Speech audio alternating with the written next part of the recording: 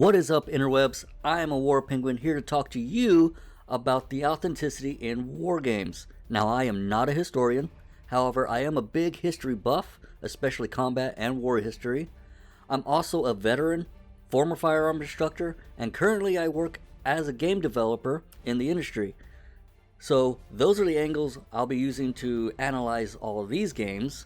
Today, we are looking at Call of Duty WWII. Now, when this game came out, I was actually pretty excited. The last World War II Call of Duty game I had played was World at War. I really liked that game. It was really gritty, really hard-hitting as far as the action and just storyline in general, especially the Russian campaign.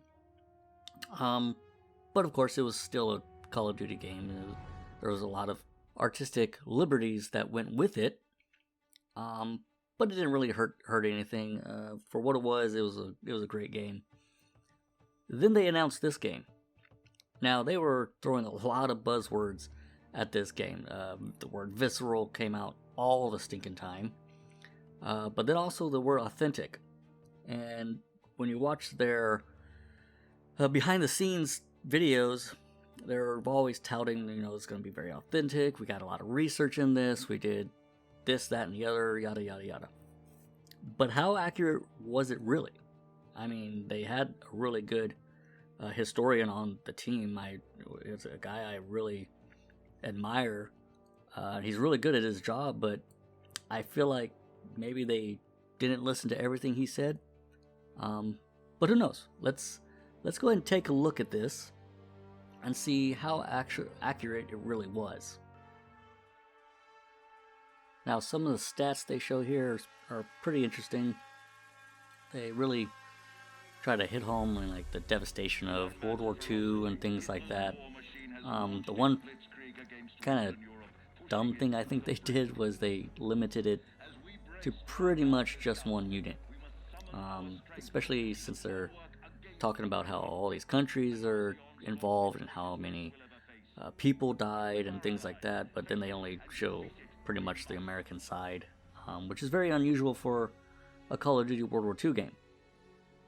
They're usually showing multiple units, but this time I guess they decided to just stick with one. Here is the recruiting section. Now, one small thing you would notice, the guy wearing his service cap, he wouldn't be wearing that inside. That's not a... In the military, you always take your cover off. And of course it shows Omaha Beach. Very Saving Private Ryan version of it. Very heroic version of it. I don't know how much I like that or not, but I mean, that's just the way they decided to go. And this, of course, is extremely Hollywood. There's nothing realistic about this. That's 100% movie magic stuff right there. It's not even... They weren't even trying to be realistic in that situation. Some of the weapons we'll be going over later, when I can show you a little bit more detail and talk about a little more information. So, Call of Duty World War II.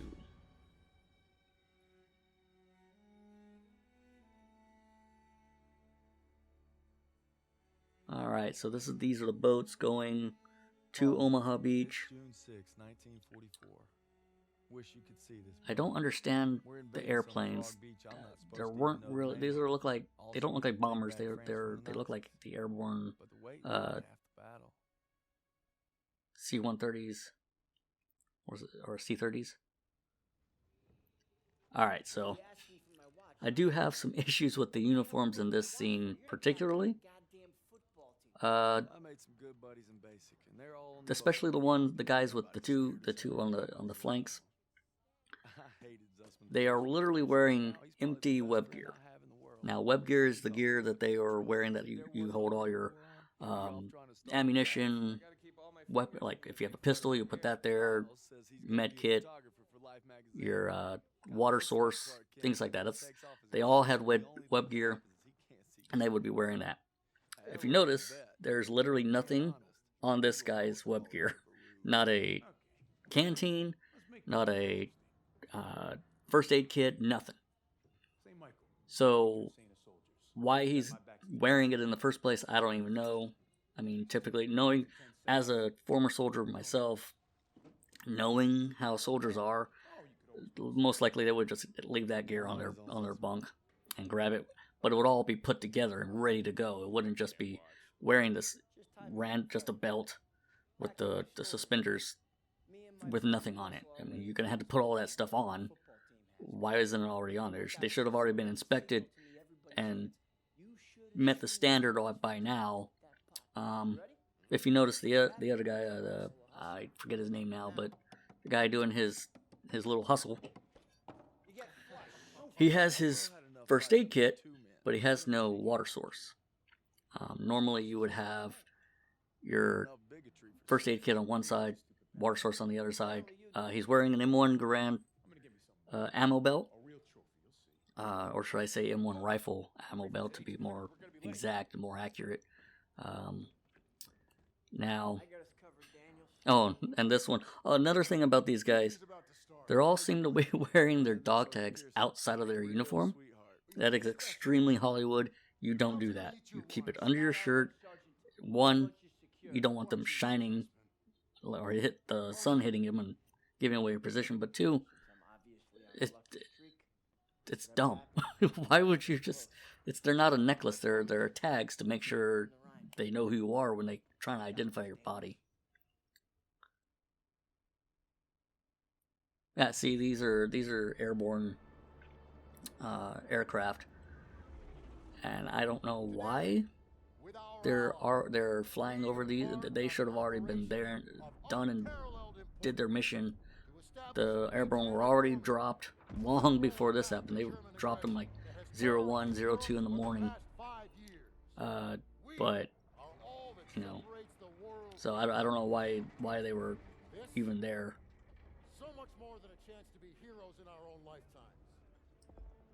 This speech, it's very, again, another little Hollywood type thing. You don't really get officers who are just sitting there talking about, glory and all that stuff. That's not very. Every once in a while you'll get an officer that's kind of like that, but you're not sitting there telling your guys, "Oh, you're gonna die for glory" or whatever, and it's like, you're not really gonna hear that. Now, these guys, they have them in their Higgins boats. Now, these Higgins boats, for whatever reason, it's not just this game, but a lot of games just they don't seem to be large enough. The models I'm talking about. If you ever go and watch them go to the museums or whatever, and you see a Higgins boat in real life, they're considerably larger, and they're still cramped because you're gonna pack a lot of guys in there, but they're considerably larger than what they always seem to show in the video games. They're a little more accurate in Saving Private Ryan. Now, I have heard some people talk about this scene where he's writing in his diary. Yeah, he probably would not be doing that. He would have already had that packed up and ready to go and waterproofed and all that. Now, one interesting, again, this little speech. Now, this first part, he would normally be doing that, all right, reminding people what to do. But then he talks about, I'll be proud to go into battle with y'all. Usually you're not going to hear officers do that. It's all about business. We're not worried about, I want to be your buddy, or no. This is what we got to do. Let's get this done. Another little thing is their helmets. They show like little items like cigarettes and other things inside their helmets. That's not really something you saw in World War II.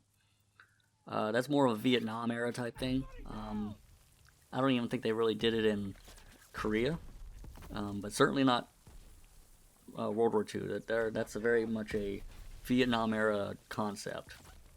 Another thing about their uniforms in this scene, if you notice their sacks, their haversacks. Modern day we would call them rucksacks, but back then they were haversacks.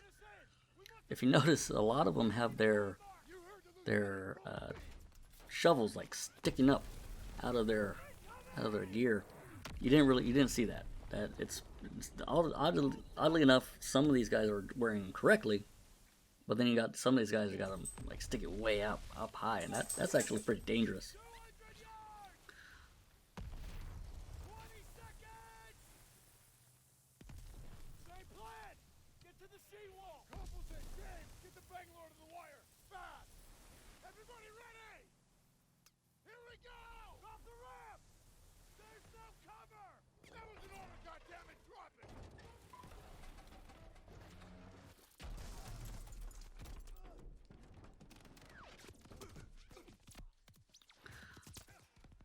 Another thing you see, kind of see it here.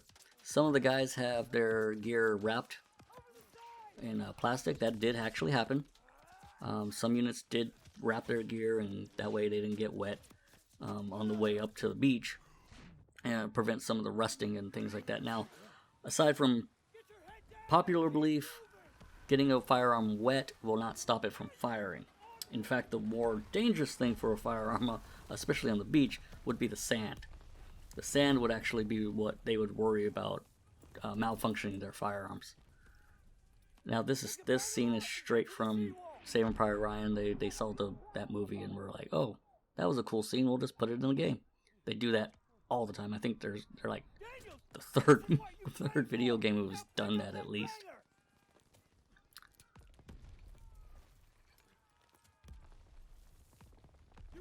Oh, that actually reminds me when he said "sir" to the officer earlier.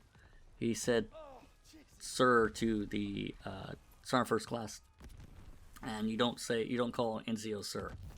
You call him Sergeant later down, or you call him First Sergeant, depending on whatever the rank is, or if they're a corporal, you call him corporal. But you never call them "sir." "Sir" is reserved for officers, commissioned officers only. I just wanted to throw that out there. I kind of forgot to talk about that, but now something about this rifle. As far as it looks, it's pretty good, except for that rear aperture.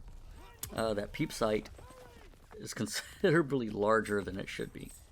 And if you ever see it in real life, that peephole is very, very small. And of course, he's got his dog tag sticking out again. But that's I've already talked about that. Now his haversack is correct. His shovel isn't sticking up high or anything, so his is correct. Because now looking at this guy, it looks like he still doesn't have a water source, so he's gonna get pretty thirsty later down the road. All right, so one thing about this scene is it shows these bunkers up here.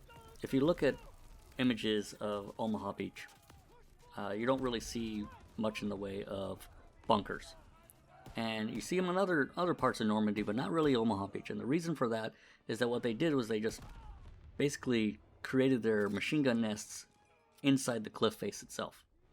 So now, if you go behind the cliffs, there you got the structures like you see here, but on the outside you didn't really see a whole lot of bunkers, and they're dug right into the ground. Some of those are actually still around. You can actually go to Omaha Beach and still see them, but you're not really going to see in those kind of structures as far as like these big concrete behemoths that are sticking out where all the machine guns are. It wasn't as obvious as that on Omaha Beach itself. In other ones, yes, but not so much Omaha. I noticed they had a half track that rolled up. That was pretty rare, especially in Omaha. Most of their vehicles didn't even make it. I think there was like 3 that actually reached the beach. Definitely no half tracks. At least not that I know of. I could be wrong, but from what I remember, there was only like 3 or so tanks that made it to the beach, and everything else was either waterlogged or had to wait much later to get onto the beach.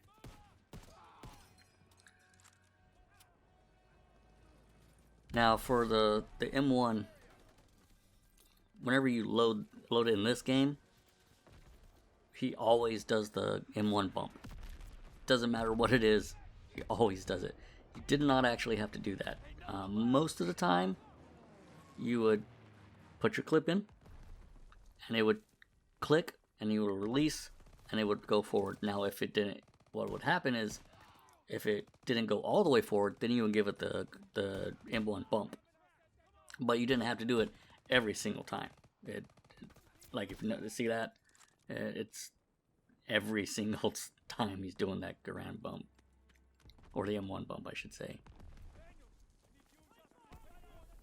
The sound of it,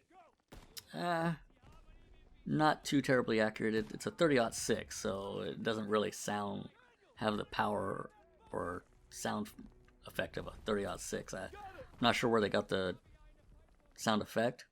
All they did was probably record it at a range, but didn't do anything other than have the sound, the basic sound.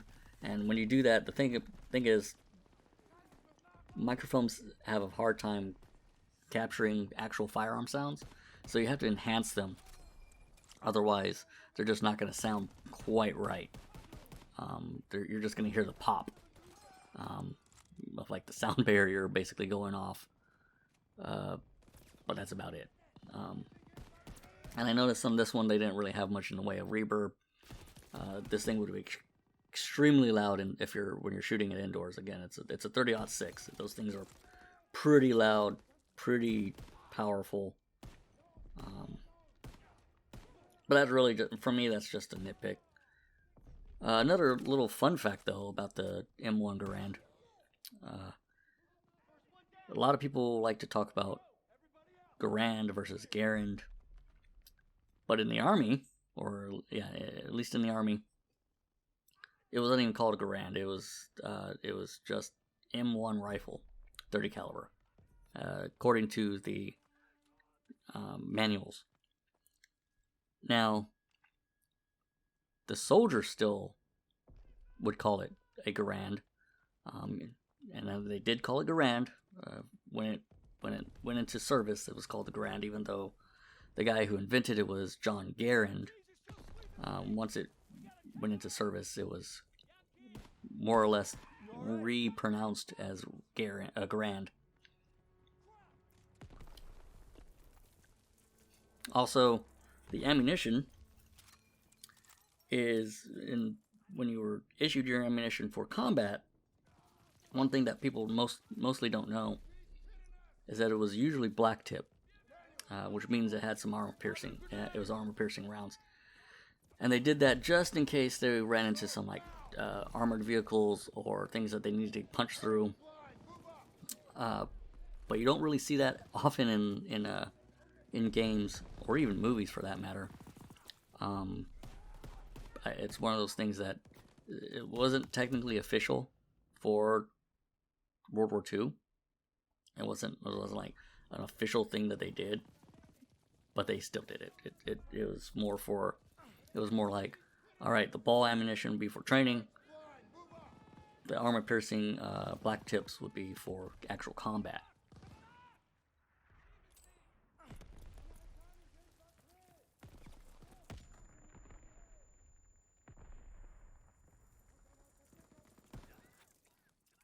And from a gaming perspective, I mean, shooting a guy with a 30-06 would have stopped him with one shot. Obviously, you have to take 2 or 3 shots to stop the Germans in this one, but that's a pretty common thing you see in Call of Duty games in general, so can't really fault them as far as that goes, because that's a gameplay issue and not a historical issue. But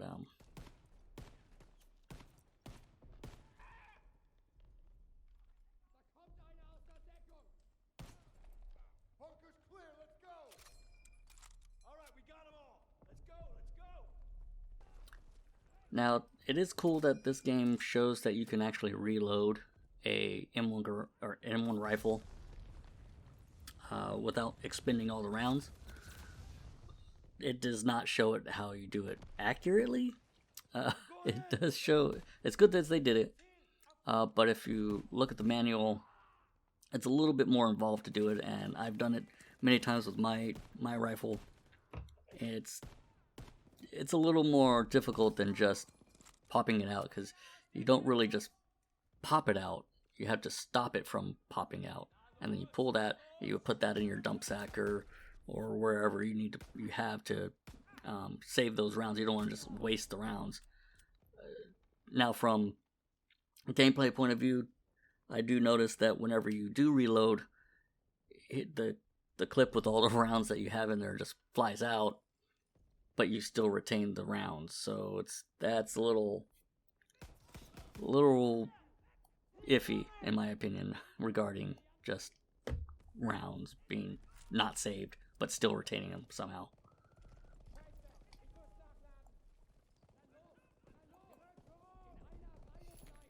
Now, I do like that they do give you 80 rounds, which is the standard battle load for World War II, as far as your ammo belt. However, you used to also have a bandolier, which would have additional ammunition, so that way you would have more rounds.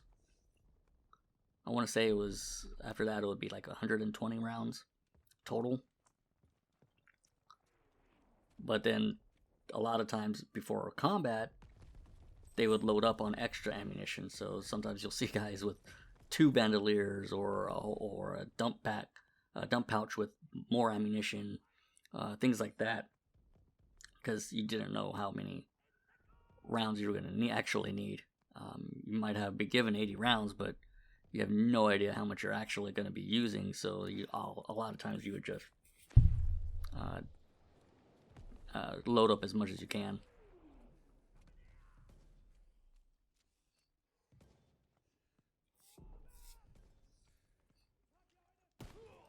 Now that scene right there, I mean, you probably wouldn't shoot him,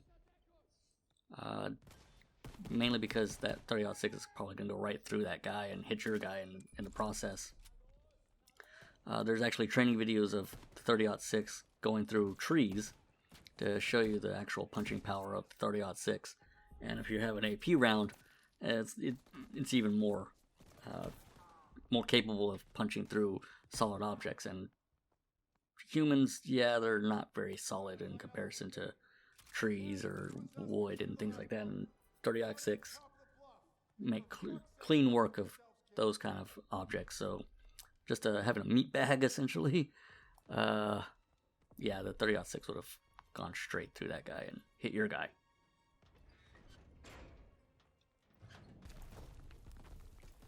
Now, the one thing I've noticed on all these games is there's one element of when a grenade goes off or any kind of explosion goes off. When that happens, all the dust around it gets kicked up.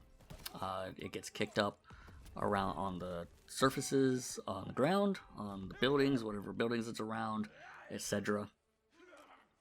But they never really show that. They don't show that umph of grenades and general explosions and things like that. So maybe someday they'll start doing that kind of detail, but a little bit of hand-to-hand combat and all that, but this is more gameplay stuff, not so much historical accuracy or anything, so it's very different as how it would be in real life, but I'm not going to fault it for that or anything, because it's just a game. You gotta pad out the gameplay somehow. I'm sure there's better ways to do it, but that's what the one they decided to do. Come here, buddy. I can't walk. Oh shit. Now, for Get me the fuck out of here. casualties, I'm gonna get you out of here. Stay with me. well, for one thing, you probably wouldn't want to drag him. That would tire you both out pretty easy. Probably want to just fireman carry. Yeah, man, that was even a common method of getting wounded to a point in World War II. Now, one thing about this game I'm kind of wondering is they have this CCP, but the area is not secure. It's not secure at all. So that's like the worst place to put a CCP. You're still got enemies all over the place. Nothing's secure. Nothing's red. They don't even have 360 security around it, which you'll see whenever they get here. But, and then of course he's dragging him again, and for being stabbed, he's not bleeding out a lot. He's saying he is, acting like he is, but he's not really bleeding much. This scene, to be honest, is probably more for visual effect and kind of showing a little bit more of, you know, the action, but not necessarily, it's not really realistic. There was other ways you would do it. If you're going to carry him, you would probably just carry him over there and just rush as fast as you can to get to the CCP. But at the same time, there's other methods, other procedures for taking care of wounded. If you watch the first aid training for World War II, what they would do is actually they would get to the wounded, put them in like an area that, put them under cover, something a little more safe, but they would render first aid, make them comfortable essentially, and then they would take their rifle, stick it in the dirt, and that would be essentially the sign that, hey, there's a wounded person here, and from there the medics would go and search for them and render their aid. So he didn't even render aid at all. He didn't try to stop the bleeding. He didn't do anything. He just started dragging him. So he's sitting there bleeding out while he's dragging him. But in real life, you would actually render your first aid, and then you would put him in a certain spot, and then let the medics take care of it, and you would continue on with the mission.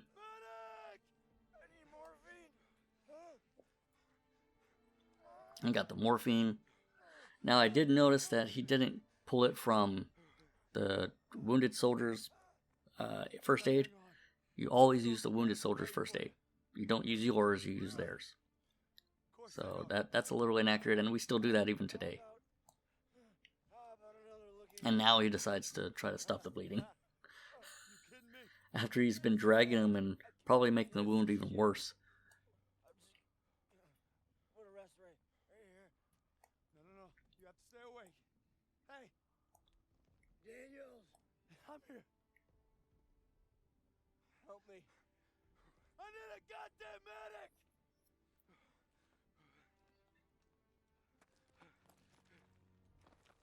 I got this! And you got your medic here. Now sometimes it's kind of hit or miss. Sometimes they would have their medic symbols on their helmet to differentiate each other. You did see that more often in Europe than you did in the Pacific War. They didn't really do it in the Pacific because the Japanese didn't care. They would actually target medics, but Germans, not as often. It's not unheard of that they wouldn't, but they weren't not nearly as extreme, because of course they had their medics and they would be decked out in all the markings as well. So there was a little bit more, I guess you can call it honor or honoring of the Geneva Convention regarding medics, but so that medic not having his thing is a little unusual for at least particularly the early part of the war, or the Normandy.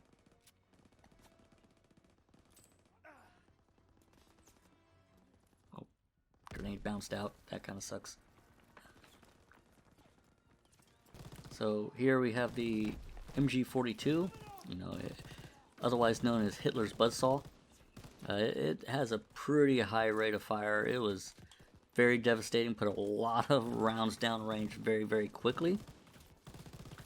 And it did some pretty good damage in a very short amount of time. It was one of the most feared firearms on the battlefield in the European theater, especially against the Allies. And crazy enough, we actually took the MG42, the Americans did, and based some of their weaponry later down the road, especially the more notably the M60, off of this, and then later down the road a more of a softer version of it, as far as direct copying, would be the modern M240 Bravo.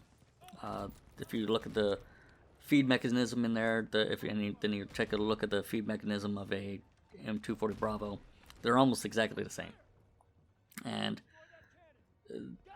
that was just by design. They found, the Americans saw that Germans were way ahead of us as far as machine gun technology, and later, of course, they found out airplane technology was way ahead of us. So we took a lot of, let's say, inspiration from them after the war.